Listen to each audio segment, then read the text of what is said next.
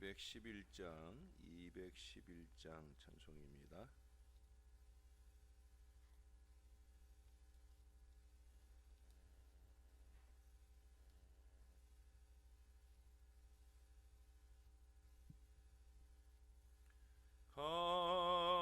값비싼 향유를 주께 드린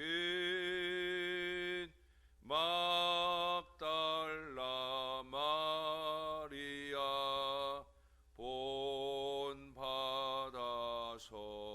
본받아서 향기로운 산제물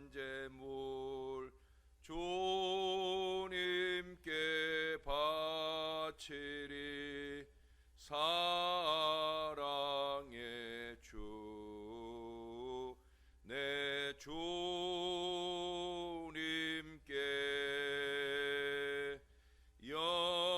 연약한 자에게 힘을 주고 어두운 세상에 빛을 비춰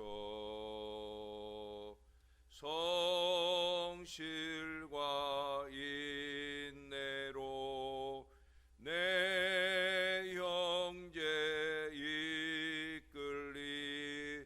사랑의 주 내 주님께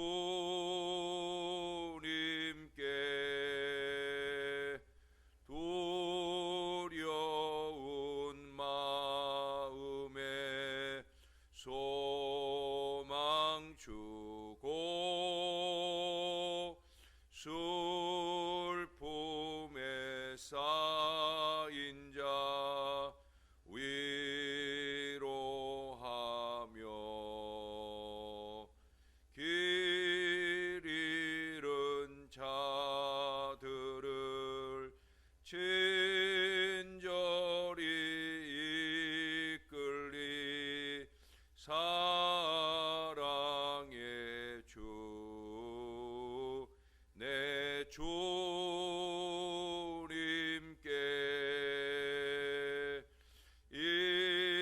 인생의 황혼이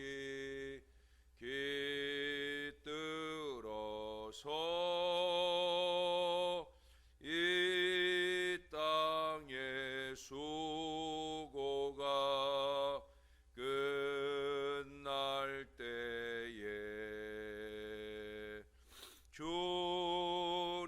주님을 섬기다 평안히 가리라. 사랑의 주 내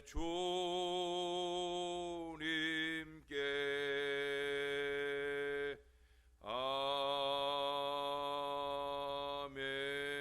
아멘. 그 다음 찬송 한 장 더 합니다. 212장 찬송입니다. 겸손히 주를 섬길 때 괴로운 일이 많으나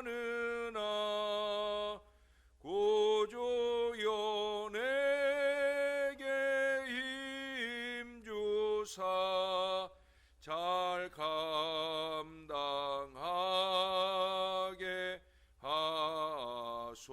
하소서. 인자한 말을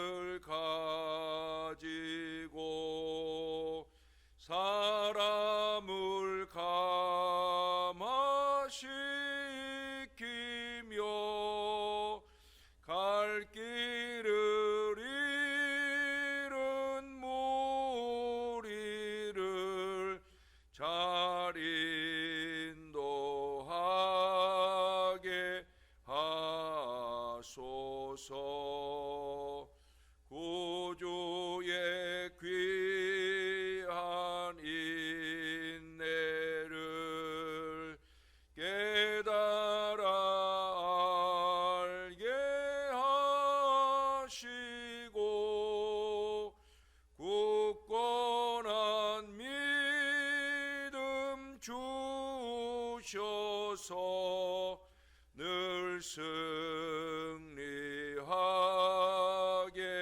하소서. 장래의 영광 비추사 소망이 되게 하시며 구주와 함께 살면서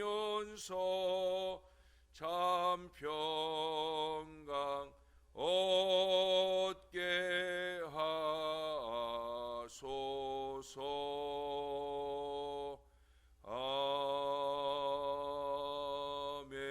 아멘. 기도하겠습니다. 좋으신 아버지, 오늘도 우리가 주님을 찬양합니다. 주님의 기쁨이 되시도록 그렇게 이 아침을 찬양으로부터 시작합니다. 주님이 들으시기에 좋은 찬양으로 영광을 돌릴 뿐 아니라 주님이 늘 우리를 바라보실 때마다 우리를 기뻐하실 수 있도록 그렇게 잘 살아낼 수 있기를 원하나이다.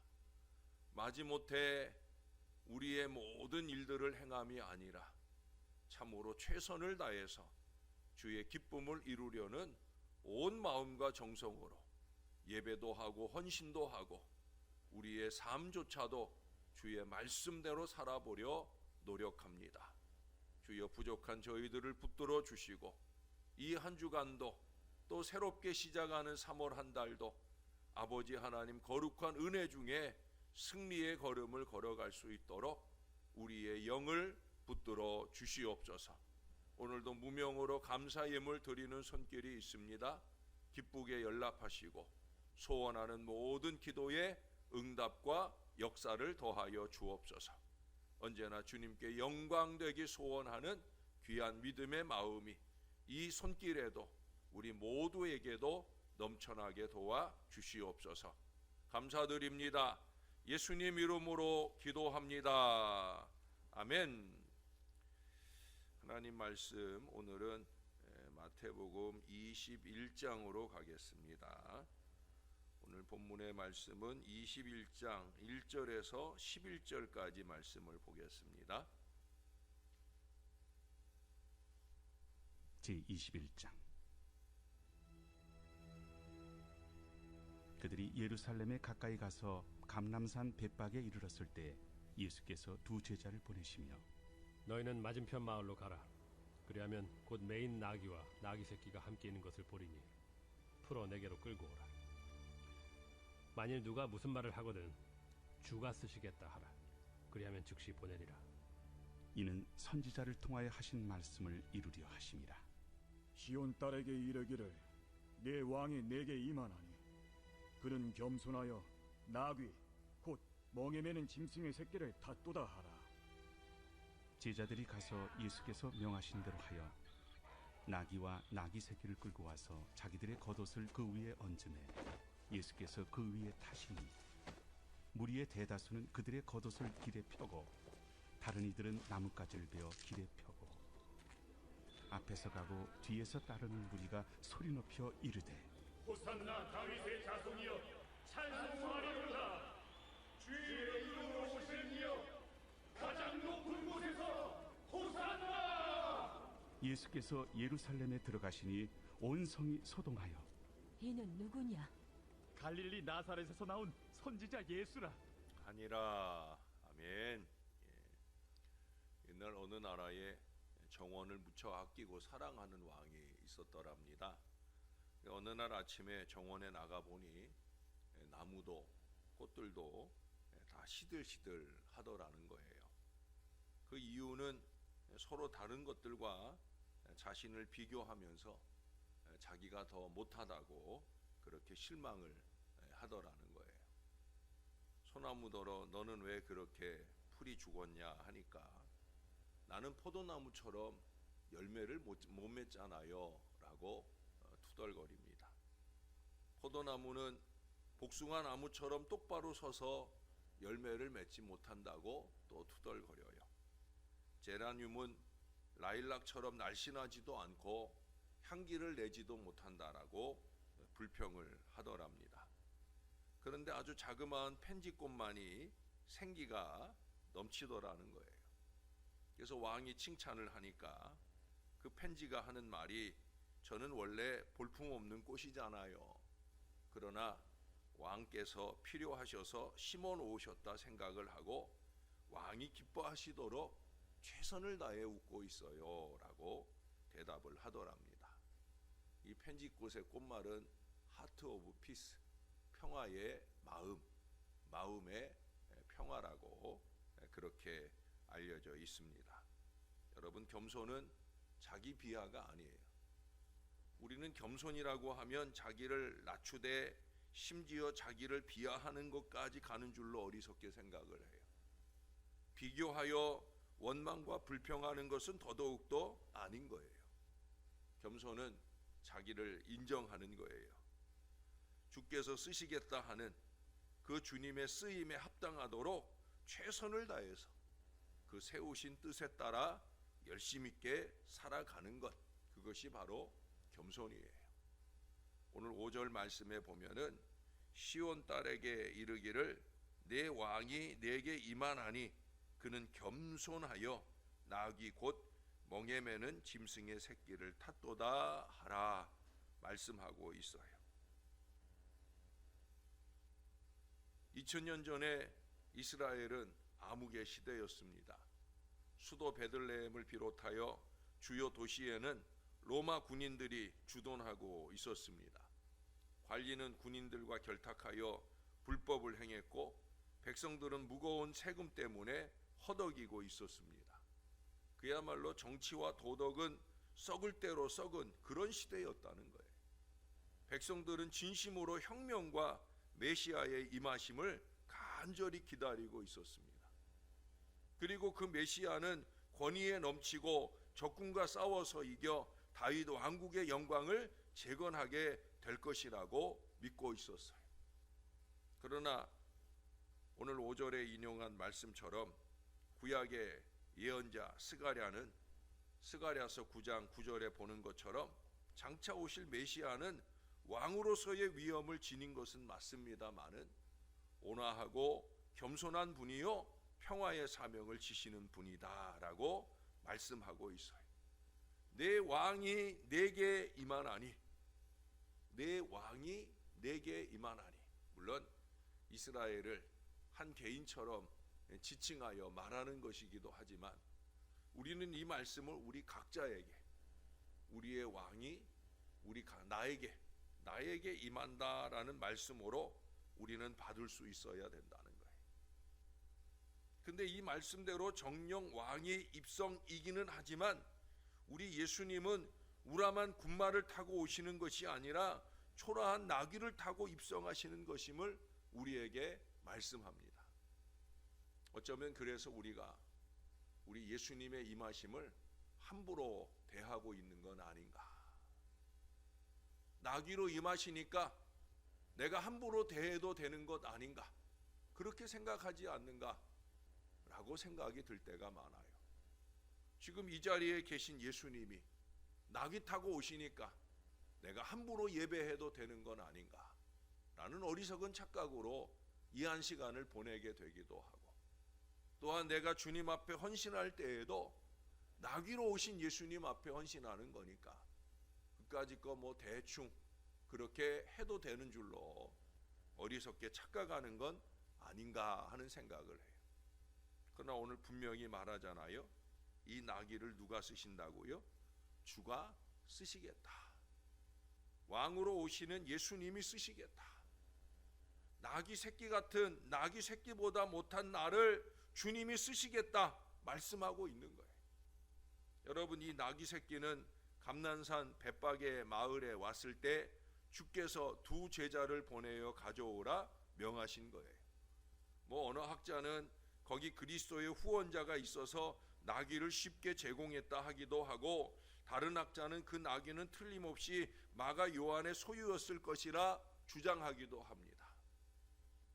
어떻게든지 그저 예수님의 메시아성을 좀 약화시키려고 하는 그런 연구들을 해요. 여러분, 그것은 중요한 게 아니죠. 어쨌든 주님은 나귀 새끼를 끌고 오라고 명하셨고요. 누가 무슨 말을 하면 주가 쓰시겠다 하라, 그 말만 하라고 하셨어요. 이 나귀는 지금 왕이신 메시아가 탈 짐승입니다. 주가 쓰시겠다라고 하는 것은 이 왕의 이 명령을 항변을 허용하지 않는 소집 영장으로서 선포되고 있는 거예요. 그야말로 절대 복종이 요구되는 겁니다. 우리가 흔히 그러잖아요. 두말하면 잔소리다. 주님이 쓰시겠다, 그거면 끝이지. 거기에 뭐 이렇다 저렇다 두 말 세 말 더하며 변명할 여지가 없다는 거예요. 뭐 이래서 안 되고 저래서 못하고 이게 아니라는 거예요.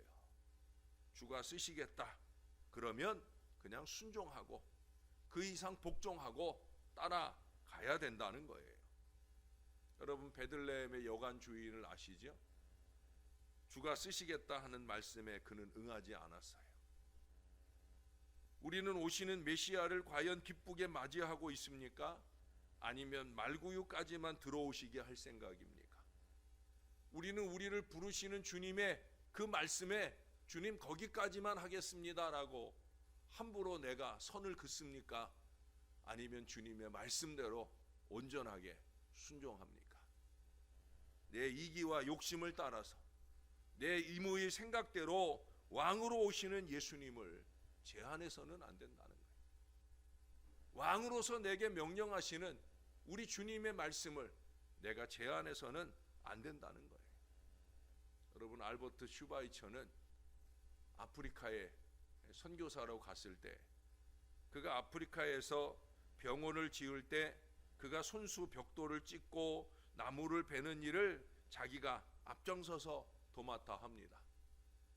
어느 날 한참 나무를 다듬고 있는데 옆에서 흑인 청년 하나가 물끄러미 바라보고 있는 거예요.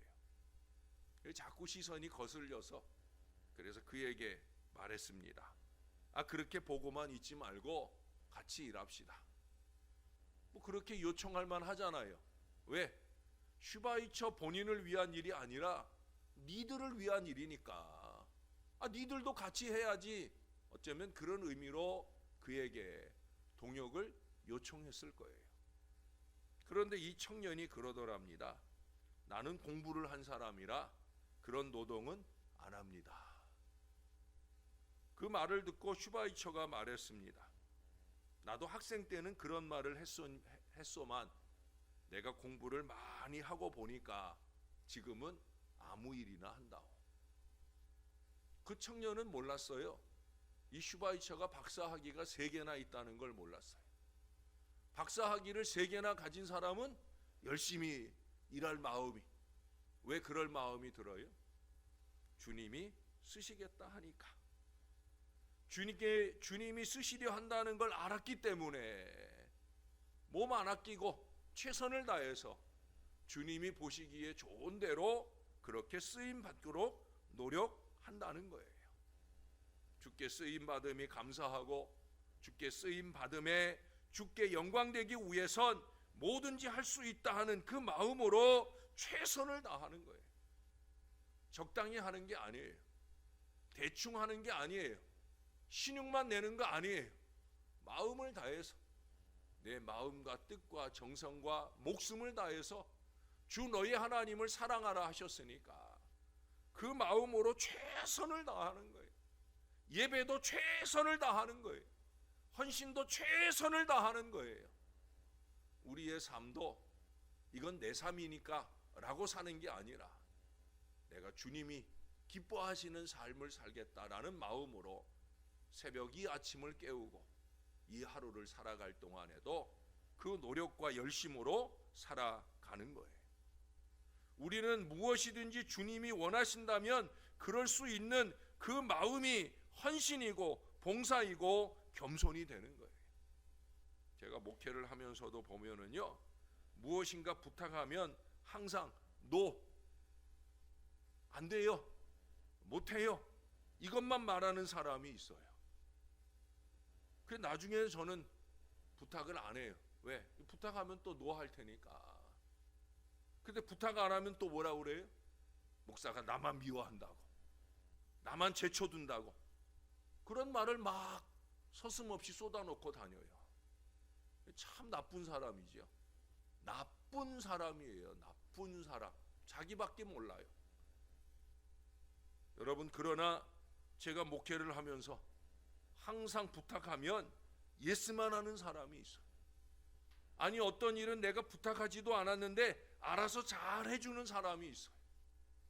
심지어 목사님 언제든 말씀만 하세요. 준비되어 있다는 거예요. 내가 이 말하면 이거 하고 저 말하면 저거 하고, 그럴 마음의 준비가 되어 있다라는 그런 사람. 여러분, 그런 사람과의 동역은 얼마나 행복하겠습니까? 그렇잖아요. 예? 뭘 부탁하기가 너무 쉬운 사람, 아이고 권사님 요거 좀 해주세요. 그러면 뭐 생글생글 웃으면서 그걸 잘 해주면, 그러면 얼마나 부탁하기가 편하네요. 예? 그런 사람 한 사람만 있어도요, 목사의 마음이 목회를 하는데 얼마나 편한지 몰라요. 여러분, 저는 시편 123편 1절 2절 말씀을 좋아합니다. 거기 보면 이런 말씀이 있어요. 하늘에 계시는 주여, 내가 눈을 들어 주께 향하나이다. 상전의 손을 바라보는 종들의 눈같이, 여주인의 손을 바라보는 여종의 눈같이 우리의 눈이 여호와 우리 하나님을 바라보며 우리에게 은혜 베풀어 주시기를 기다리나이다. 은혜 베풀어 주시기를 기다리나이다. 이것은 어린아이 때의 믿음이에요. 은혜만 바라고 주님을 바라보는 것, 이거는 아이 때 믿음이라는 거예요. 좀 더 성장하면 어떤 믿음이 필요해요? 상전의 눈을 바라보는 종의 눈처럼 여주인의 손을 바라보는 여종의 눈 같은 그런 눈길로 주님을 바라봐야 된다는 거예요. 여주인이 설거지에 손을 넣으면 아이고 무슨 일을 이렇게 하십니까? 제가 하겠습니다 하고 제쳐놓고 자기가 하는 거예요. 누군가 무슨 일에 최선을 다하면 아이고 저도 할게요 하고 마음을 다하는 거예요. 그게 주님을 바라보는 거예요. 우리는 주님을 바라보는 일을 착각을 해요. 예? 은혜만 바라고, 물론 그것조차 못하는 사람들이 있죠. 은혜만 바라고 정신 바짝 차리고 주님을 바라보는 이 당연한 일도 못하는 사람들이 있어요. 그러나 그 일은 물론이고요, 주께서 날 써주시지 않을까 하는 마음으로 주님을 바라보는 믿음의 마음이 우리에게 더 있어야 된다는 거예요. 주께서 써주시기를 바라는 간절한 마음으로 주를 바라볼 수 있어야 된다는 거예요. 여러분 혹시 그런 복음성가 아셔요? 주님 내 마음 모아 주 바라봅니다. 눈 떠 주 보게 하소서. 연거푸 주님을 바라본다는 이 고백을, 내 눈을 떠서 주님을 꼭 볼 수 있게 해주세요 라고 하는 간구의 마음으로 이 찬양을 시작을 해요. 그러면서 덧붙이는 고백이 뭐냐? 내가 전심으로 주 얼굴 구하리니 주의 뜻대로 나를 세우시리라. 여러분 여기 뭐라고 고백합니까? 주의 뜻대로 나를 세우시리라. 여러분 오늘 이 아침 우리가 뭐 대단히 의지가 있고 믿음이 있고 잘나서 이 아침 우리가 주님 앞에 온 게 아니에요. 주님의 뜻대로 나를 세우신 거예요. 세워서 뭐 하게요? 주가 쓰시겠다 하실 때 쓰임 받기 위해서예요. 이게 최고의 겸손입니다. 우리가 주님을 바라볼 때 그 주님이 나를 써주시지 않을까, 예배의 헌신에 나를 써주시지 않을까, 기타 크고 작은 모든 헌신에 아직도 힘이 남아있는 나를 하나님이 써주시지 않을까, 이 간절한 마음 가지고 때로는 내가 가진 물질을 드리고 때로는 내가 가진 땀과 눈물을 드리고, 여러분 그 마음이 준비되어 있는 것이 바로 겸손이에요. 주님은 오늘 이 본문에서 친히 이 겸손의 모범이 되시고 겸손을 교훈해 주고 계셔요. 사랑하는 여러분, 우리 주님이 하시는 일입니다. 나를 쓰시겠다 하십니다.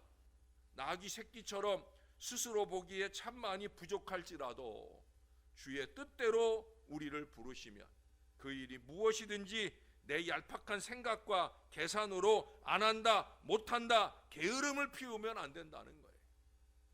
부르심에 합당하게 겸손히 순종하고 쓰임 받아야 됩니다. 최선을 다해야 되는 거예요. 최선을 다해서 예배하고, 최선을 다해서 헌신하고, 최선을 다해서 오늘 하루 주님 기쁘시도록 살아내야 합니다. 여러분, 믿음이 다른 거 아니에요. 겸손이 믿음입니다.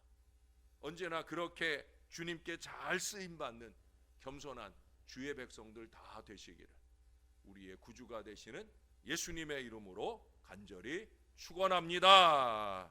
기도하겠습니다. 좋으신 아버지 감사합니다. 하늘 아버지 은혜로 우리가 삽니다. 이 아침을 깨워낸 것도, 또한 오늘 하루 동안 우리와 동행해 주심도 아버지 은혜입니다. 우리가 늘 은혜를 바라고 주님 앞에 옵니다. 그러나 이제는 어린아이의 일을 좀 벗어던지게 하옵소서. 은혜를 바라고 주님께 올 뿐만 아니라 주님이 나를 어떻게 쓰실까, 그 간절히 바라는 마음으로 주님 앞에 올 수 있도록, 내가 부족하고 연약하고 이제는 참으로 주님의 쓰심에 합당하지 못한 어리석은 모습으로 살고 있지만, 그래도 주님이 나를 쓰시려 할 때 나를 기쁘게 드릴 간절한 마음이 우리 모두에게 넘쳐나게 도와 주시옵소서. 때로는 육신이 피곤하기도 하고, 때로는 이것저것 핑계할 일들이 넘쳐나기도 하지만, 그러나 그 모든 것들을 다 제쳐나오고 주님의 뜻이라면 그 일에 나의 마음을 다해 최선의 노력을 기울이는 하나님 사람들 될 수 있도록 오 주님, 우리를 붙들어 주시옵소서. 우리와 함께하여 주시옵소서. 주님께 영광되는 우리의 하루하루를 잘 살아낼 수 있도록 도와 주시옵소서. 주님, 그렇게 이 한 주간 3월 한 달 새로운 꽃이 피듯이 새로운 헌신의 기쁨으로 주님께 영광 돌리는 우리의 행보가 될 수 있도록 은혜를 더하여 주시옵소서. 감사드립니다. 예수님 이름으로 기도합니다. 아멘.